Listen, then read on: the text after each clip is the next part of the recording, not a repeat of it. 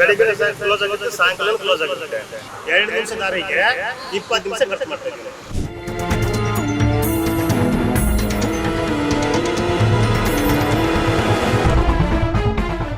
Patient ಅರ್ಜೆಂಟಾಗಿ ಹೋಗ್ತಾರೆ, ಹೌದು, ಅವಾಗ ತೊಂದರೆ ಆಗುತ್ತೆ ಅವ್ರಿಗೆ. 100%. ಎಮರ್ಜೆನ್ಸಿಗೆ ಒಂದು ಏನೋ ಪೇಷಂಟ್ ಹೋಗ್ತಾರೆ ಅಂದ್ರೆ ಆಸ್ಪತ್ರೆಗೆ ತುಂಬ ಕಷ್ಟ ಆಗುತ್ತೆ.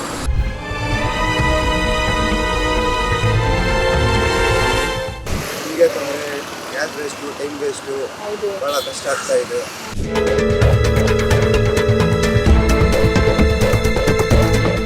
ಬೆಂಗಳೂರು ಪ್ರಪಂಚದಲ್ಲೇ 2 ವೀಲರ್ಸು ಮತ್ತು 4 ವೀಲರ್ಸ್ ಹೈಯೆಸ್ಟ್ ವೆಹಿಕಲ್ಸ್ ಇದೆ.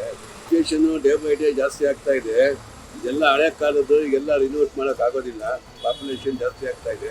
ಪಾಪ್ಯುಲೇಷನ್ ಕಂಟ್ರೋಲ್ ಆಗ್ತಿದೆ, ಏನು ಮಾಡೋದು. ತ್ರಿವರ್ಣ ಸ್ಪೆಷಲ್ಗೆ ಸ್ವಾಗತ. ನಾನು ಪವಿತ್ರ ಗೌಡ. ಬೆಂಗಳೂರು ವೇಗವಾಗಿ ಬೆಳೀತಾ ಇರುವ ನಗರದಲ್ಲಿ ಒಂದಾಗಿದೆ. ಹೆಚ್ಚುತ್ತಿರುವ ವಾಹನ ಸಂಖ್ಯೆಯನ್ನ ಕಂಟ್ರೋಲ್ ಮಾಡೋಕೆ ಅಂತ ಸರ್ಕಾರ ಸಾಕಷ್ಟು ಕೆಲಸಗಳನ್ನ ಮಾಡ್ತಾ ಇವೆ. ವಾಹನ ಸವಾರರಿಗೆ, ಪಾದಾಚಾರಿಗಳಿಗೆ, ಒಟ್ಟಾರೆ ನಾಗರಿಕರಿಗೆ ಅನುಕೂಲವಾಗೋ ದೃಷ್ಟಿಯಿಂದ ಫ್ಲೈಓವರ್ಗಳು, ಅಂಡರ್ ಪಾಸ್ಗಳು ಮತ್ತು ಎಲಿವೇಟೆಡ್ ಕಾರಿಡಾರ್ಗಳಂತಹ ಆಲ್ಟರ್ನೇಟ್ ವ್ಯವಸ್ಥೆಗಳನ್ನ ಮಾಡಿದೆ. ಆದ್ರೆ ಮಾಡಿದ ಉದ್ದೇಶ ಫಲಿಸದೆ ಹೋದ್ರೆ ಏನ್ ಪ್ರಯೋಜನ ಅಲ್ವೇ? ಸದ್ಯ Guttahalli Kaveri junction under pass ಸಹ ಇಂತಹದೊಂದು ಅವೈಜ್ಞಾನಿಕ ಅವ್ಯವಸ್ಥೆಗೆ ಉದಾಹರಣೆಯಾಗಿ ಕಾಣಸಿಗ್ತದೆ. 2008ರಲ್ಲಿ ಮ್ಯಾಜಿಕ್ ಬಾಕ್ಸ್ ಎಂಬ ಹೆಸರಿನಿಂದ ಪ್ರಾರಂಭವಾದ ಕಾವೇರಿ ಜಂಕ್ಷನ್ ಅಂಡರ್ ಪಾಸ್ ಈಗ ಊಟಕ್ಕಿಲ್ಲದ ಉಪ್ಪಿನಕಾಯಿ ರೀತಿಯಾಗಿದೆ. ಯಾಕೆ ಈ ಮಾತನ್ನ ಹೇಳ್ತಿದ್ದೀನಿ ಅಂದ್ರೆ, ಜನರಿಗೆ ಅನುಕೂಲವಾಗ್ಲಿ ಅನ್ನೋ ಸದುದ್ದೇಶಕ್ಕೆ ಈ ಅಂಡರ್ ಪಾಸ್ ಬಿಲ್ಡ್ ಮಾಡಿದ್ದಾರೆ. ಆದ್ರೆ ಆ ಪ್ರಯೋಜನ ಜನರಿಗೆ ಲಭಿಸ್ತಾ ಇಲ್ಲ. ಅಂಡರ್ ಪಾಸ್ ನಿರ್ಮಾಣದ ಮುಂಚೆ ಹೇಗೆ ಹೋಗ್ತಿದ್ರೋ ಅದೇ ಸ್ಥಿತಿಯೇ ಮುಂದುವರೆದಿದೆ.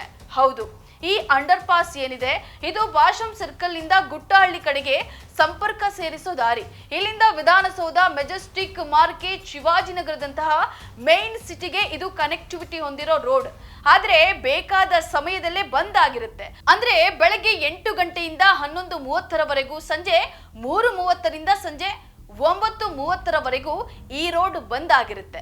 ಇದಲ್ಲದೆ ಶನಿವಾರ ಮತ್ತು ಭಾನುವಾರ ವೀಕೆಂಡ್ಸ್ಗಳಲ್ಲಿ ಬೆಳಗ್ಗೆ 11ರಿಂದ ರಾತ್ರಿ 9ರವರೆಗೂ ಕ್ಲೋಸ್ ಆಗಿರುತ್ತೆ.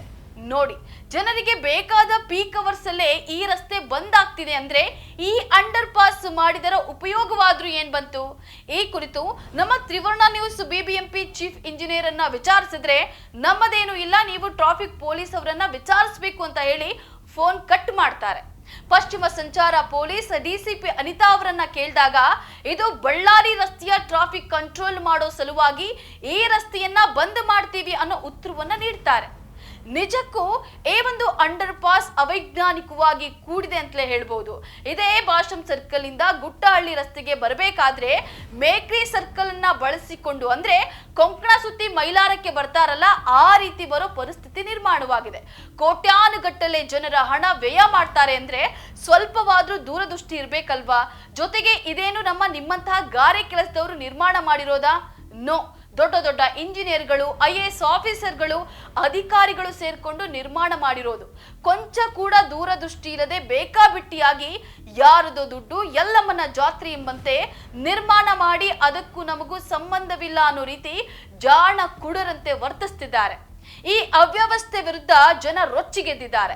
2 ನಿಮಿಷ ಹೋಗೋ ರಸ್ತೆಗೆ 20 ನಿಮಿಷ ಹೋಗ್ಬೇಕು ಅನ್ನೋರು ಒಂದ್ ಕಡೆ, ನಮಗೆ ಬಹಳ ತೊಂದರೆ ಆಗ್ತಿದೆ, ಇದಕ್ಕೆ ಬೇಗ ಪರಿಹಾರ ಸಿಗ್ಲಿ ಅನ್ನೋರು ಇನ್ನೊಂದ್ ಕಡೆ. ಒಟ್ಟಾರೆ ಈ ವ್ಯವಸ್ಥೆಯ ವಿರುದ್ಧ ಜನರು ಹೈರಾಣ ಆಗಿರೋದಂತೂ ಸುಳ್ಳಲ್ಲ. ಅದೇನ್ ಹೇಳಿದ್ದಾರೆ ನೀವೇ ಕೇಳಿಸ್ಕೊಳ್ಳಿ. ಪೇಷಂಟ್ ಅರ್ಜೆಂಟಾಗಿ ಹೋಗ್ತಾರೆ, ಹೌದು, ಅವಾಗ ತೊಂದರೆ ಆಗುತ್ತೆ ಅವ್ರಿಗೆ. 100%. ಎಮರ್ಜೆನ್ಸಿಗೆ ಒಂದು ಏನೋ ಪೇಷಂಟ್ ಹೋಗ್ತಾರೆ ಅಂದ್ರೆ ಆಸ್ಪತ್ರೆಗೆ ತುಂಬ ಕಷ್ಟ ಆಗುತ್ತೆ. ಈಗ ಓಪನ್ ಮಾಡಿದ್ರೆ ಅನುಕೂಲ ಆಗುತ್ತೆ ಜನಕ್ಕೆ. ಗೌರ್ಮೆಂಟ್ ಹಾಕಿರೋದೇ ಅದಕ್ಕೆ ಅಲ್ಲ, ಇದು ಬಂದ್ ಮಾಡಿಬಿಟ್ರೆ ಜನಕ್ಕೆ ತೊಂದರೆ ಆಗುತ್ತೆ. 11:30 ಓಪನ್ ಆಗುತ್ತೆ, ಇವಾಗ 12 ಗಂಟೆ ಆಗುತ್ತೆ, ಇನ್ನೂ ಓಪನ್ ಆಗಿಲ್ಲ. ಅದಕ್ಕೆ ನಾವು ಹೋಗಿ ತಿರ್ಗಾ ಸುತ್ಕೊಂಡು ಬರ್ತಾ ಇದೀವಿ. ಅರ್ಜೆಂಟ್ ಹೋಗ್ತಾ ಆಗಿಲ್ಲ, ಏನೋ ಅರ್ಧ ಗಂಟೆ ಲೇಟ್ ಆಗುತ್ತೆ. ಅರ್ಧ ಗಂಟೆ ಎಲ್ಲ ಪೇಷಂಟ್ ಎಲ್ಲ ಕಾಡಕ್ಕಾಗಲ್ಲ. ಅವ್ರು 5 ನಿಮಿಷದಲ್ಲಿ ಹೋಗ್ಬೇಕಾದ್ರೆ ಅದು ಇರ್ಬೇಕು ಅವ್ರು ಹೋಗಿ. ಬೆಳಿಗ್ಗೆ ಕ್ಲೋಸ್ ಆಗುತ್ತೆ, ಸಾಯಂಕಾಲ ಕ್ಲೋಸ್ ಆಗಿರುತ್ತೆ. ಆವಾಗ ನಾವೇನು ಮಾಡ್ತೀವಿ, ಇಲ್ಲಿಂದ ಮೇಕ್ ಸುತ್ತಾಕೊಂಡು ಹೋಗ್ಬೇಕು. ಯಾವಾಗ 10 ದಿನದ ಒಂದ್ಸರಿ 2 ಸರಿ ಓಪನ್ ಇರುತ್ತೆ. ಇದು ಇವತ್ತು ಓಪನ್ ಇದೆ ನೋಡಿ, ನಮ್ಗೆ ಗೊತ್ತಿರಲ್ಲ. ನಮ್ಮ ಮಾಮೂಲಿ ಇರೋದು ಹಿಂಗೆ ಹೋಗ್ತಾ ಇದೆ, ನಮಗೆ ಓಪನ್ ಇರಲ್ಲ ಅಂದ್ಬಿಟ್ಟು ಅದು ಇವತ್ತು ಓಪನ್ ಇಟ್ಟಿದ್ದಾರೆ. ಅದು ನಮ್ಗೆ ಗೊತ್ತಿಲ್ಲ, ಓಪನ್ ಇದೆ ಅಂತ ಗೊತ್ತಿಲ್ಲ. ಅಲ್ಲೇ ಸಾಯಂಕಾಲ ಬೋರ್ಡ್ ಹಾಕಿದ್ದಾರೆ, ಬೆಳಿಗ್ಗೆ ಅಂತ ಸಾಯಂಕಾಲ 11 ಗಂಟೆ ಬಂದಾಗ ಕ್ಲೋಸ್ ಆಗಿರುತ್ತೆ ಅಂತ. ತುಂಬಾ ಕಷ್ಟ ಆಗುತ್ತೆ. ಇಲ್ಲಿಂದ 3 ಕಿಲೋಮೀಟರ್ ಹೋಗ್ಲೇಬೇಕಲ್ಲ. ಇಲ್ಲಿಂದ ಮೇಕ್ ಸರ್ಕಲ್ ಮತ್ತೆ ಪುನಃ ತರ್ಕೊಂಡು ಮತ್ತೆ ಪುನಃ ಇಲ್ಲೇ ಬರ್ಬೇಕು ನಾವೀಗ. ಹಂಗಾಗಿ ಕಷ್ಟ ಆಗುತ್ತೆ, ತುಂಬ ಕಷ್ಟ ಆಗುತ್ತೆ ನಮಗೆ, ತುಂಬ ಕಷ್ಟ ಆಗುತ್ತೆ. ತುಂಬ ಪೆಟ್ರೋಲ್ ಖರ್ಚಾಗುತ್ತೆ. ಮೊದಲು ಪೆಟ್ರೋಲ್ ರೇಟ್ ಜಾಸ್ತಿ, ಸುತ್ತಾಕೊಂಡು ಬರಬೇಕು, ತುಂಬ ಕಷ್ಟ ಆಗುತ್ತೆ ಮೇಡಮ್. ನಮಗೆ ಆಫೀಸ್ ಹೋಗಿ ಇನ್ ಟೈಮ್ ಹೋಗೋಕ್ಕಾಗಲ್ಲ. ಅಲ್ಲಿಂದ ಬಂದರೆ ಫುಲ್ ಜಾಮ್ ಆಗುತ್ತೆ. ಮತ್ತೆ ಅಲ್ಲಿಂದ ಇಲ್ಲಿ ಬರೋಕ್ಕೆ ಮತ್ತೆ 20-25 ನಿಮಿಷ ಬೇಕು ಆ ಟ್ರಾಫಿಕಲ್ಲಿ. ಇವಾಗ ನೋಡಿ ಅರ್ಧ ಗಂಟೆ ಬೇಕಾಗಿದೆ. ಅಲ್ಲಿ ಯಾವುದೋ ಮೇಳ ನಡೀತಾ ಇದೆ, ಅಲ್ಲಿಂದ ಬರಬೇಕಂದ್ರೆ ಅರ್ಧ ಗಂಟೆ ಬೇಕು ಮತ್ತೆ ಇಲ್ಲಿಗೆ ಬರ್ಬೇಕಂದ್ರೆ ನಾವೀಗ. ಹಿಂಗೆ ಬಿಟ್ಟರೆ ಈ ಆರಾಮ ಹೋಗ್ಬೋದು. ಇಲ್ಲಿ 5 ನಿಮಿಷದಲ್ಲಿ 2 ನಿಮಿಷ ದಾರಿಗೆ 2 ನಿಮಿಷ ದಾರಿಗೆ 20 ನಿಮಿಷ ಖರ್ಚು ಮಾಡ್ತಾ ಇದ್ದೀವಿ ನಾವು. ಭಾಳ ಕಷ್ಟ ಆಗ್ತಾ ಇದೆ. ರೋಡ್ ಕ್ಲೋಸ್ ಮಾಡಿಬಿಟ್ರೆ ಭಾಳ ಸಿಕ್ಕಾಪಟ್ಟೆ ಟ್ರಾಫಿಕ್ಕು, ತೊಂದರೆ, ಹಿಂಗೆ ತೊಂದರೆ, ಗ್ಯಾಸ್ ವೇಸ್ಟು, ಟೈಮ್ ವೇಸ್ಟು, ಭಾಳ ಕಷ್ಟ ಆಗ್ತಾ ಇದೆ. ಅದ್ರ ಬಗ್ಗೆ ಏನನ್ನ ನೀವೇ ಸ್ವಲ್ಪ ಪರಿಹಾರ ಮಾಡಿ. ಹೌದು ಮೇಡಮ್, ಅವ್ರ ಕರ್ತವ್ಯ ಅವ್ರು ಮಾಡಬೇಕು, ಕರೆಕ್ಟಾಗಿ ಕ್ಲೀನಾಗಿ ಮಾಡಬೇಕು. ಅವ್ರ ಮನಸ್ಸಲ್ಲಿ ಬರೋಗಾಗಿ ಅವ್ರು ಮಾಡಿಬಿಡ್ತಾರೆ. ಜನಗಳಿಗೆ ತೊಂದರೆ ಆಗುತ್ತೆ. ಅವ್ರು ಯಾರೋ ಅರ್ಥ ಮಾಡ್ಕೊಳ್ಳಲ್ಲ. ಕೇಳಿದ್ರೆ ಅದು ನಮ್ಮ ಜವಾಬ್ದಾರಿ ಇಲ್ಲ, ನಮ್ಮ ಡ್ಯೂಟಿ ನಾವು ಮಾಡ್ತಾ ಇದ್ದೀವಿ ಅಂತ ಅವ್ರು ಹೇಳ್ತಾರೆ. ಅದ್ರ ಬಗ್ಗೆ ಯಾರು ಮಾತಾಡೋಂಗೂ ಇಲ್ಲ. ನೀವು ಯಾರನ್ನ ಸೇರಿ ಅದ್ರ ಬಗ್ಗೆ ವಿಚಾರಿದ್ರೆ ಏನನ್ನ ಅದ್ರ ಪರಿಹಾರ ಅಂದರೆ ಭಾಳ ಕಷ್ಟ ಆಗುತ್ತೆ. ಬೆಳಗ್ಗೆ ಟೈಮ್ ಗಾಡಿ ಓಡಿಸೋಕ್ಕೆ, ಬೆಳಗ್ಗೆ ಸಂಜೆ ಟ್ರಾಫಿಕ್ ಜಾಸ್ತಿ ಆಗುತ್ತೆ. ಎಲ್ಲರಿಗೆ ತೊಂದರೆ ಆಗುತ್ತೆ, ನಮಗೆ ಅಂತ ಇಲ್ಲ. ಅದ್ರ ಬಗ್ಗೆ ಅವರೇ ಇದರಿಂದ ಸಾರ್ವಜನಿಕರಿಗೆ ತುಂಬ ಅನಾನುಕೂಲ ಆಗಿದೆ. ಯಾಕಂದರೆ ಪೀಕ್ ಅವರ್ ಅಂದರೆ ಈಗ ವಿಧಾನಸೌಧಗೆ ಹೋಗೋರು ಇರ್ತಾರೆ, MS ಮೀಟಿಂಗ್ಗೆ ಹೋಗೋರು ಇರ್ತಾರೆ. ಸುಮಾರು ಜನ ಎಲ್ಲ, ಯಾಕಂದರೆ ಬೆಂಗಳೂರಿನ ಒಂದು ಕೇಂದ್ರ ಬಿಂದು, ಅದರಿಂದನೂ ಓದೋಕ್ಕೆ ತುಂಬ ಒಂದು ಅರ್ಧ ಅವರ್ ಲೇಟ್ ಆಗುತ್ತೆ.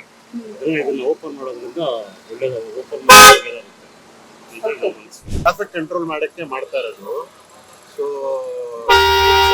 Causing a lot of nuisance for the public is well.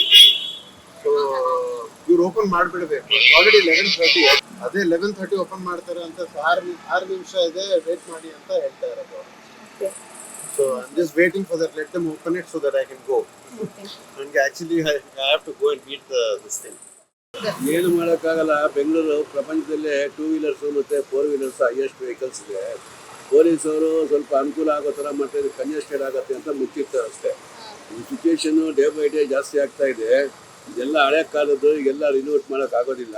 ಇದನ್ನೇ ಅಡ್ಜಸ್ಟ್ ಮಾಡ್ಕೊಂಡು ಹೋಗ್ಬೇಕಾಗತ್ತೆ. ಪಾಪ್ಯುಲೇಷನ್ ಜಾಸ್ತಿ ಆಗ್ತಾ ಇದೆ. ಪಾಪ್ಯುಲೇಷನ್ ಕಂಟ್ರೋಲ್ ಆಗ್ತಿದೆ, ಏನು ಮಾಡೋದು. ಮನೆಗಳು ಮಾಡಿಫೈ ಮಾಡ್ತಾ ಇರ್ತಾರೆ, ಹೊಸ ಟೆಕ್ನಾಲಜಿ ಬರ್ತಾ ಇರ್ತದೆ. ಹಾಗೆಲ್ಲ ಈಗೆಲ್ಲ ಹಳೆ ಟೆಕ್ನಾಲಜಿ ಹೊಸ ಟೆಕ್ನಾಲಜಿ ಕನ್ವರ್ಟ್ ಮಾಡಬೇಕಷ್ಟೇ. ಡೇ ಬೈ ಡೇ ಹೋಗ್ತಾ ಇರ್ತದೆ.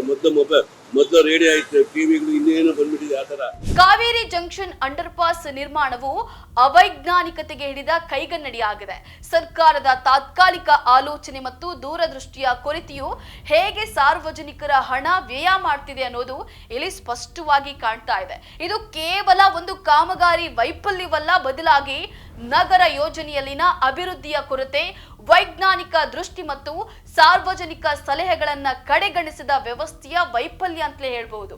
ಇಂತಹ ಕಾಮಗಾರಿಗಳು ನಗರ ವಾಸ್ತವ್ಯವನ್ನ ಸುಧಾರಿಸದೆ ಹೆಚ್ಚಾಗಿ ಜನರ ಶಾಪಕ್ಕೆ ಗುರಿಯಾಗೋದೇ ನಾವಿಲ್ಲಿ ನೋಡಬಹುದಾಗಿದೆ.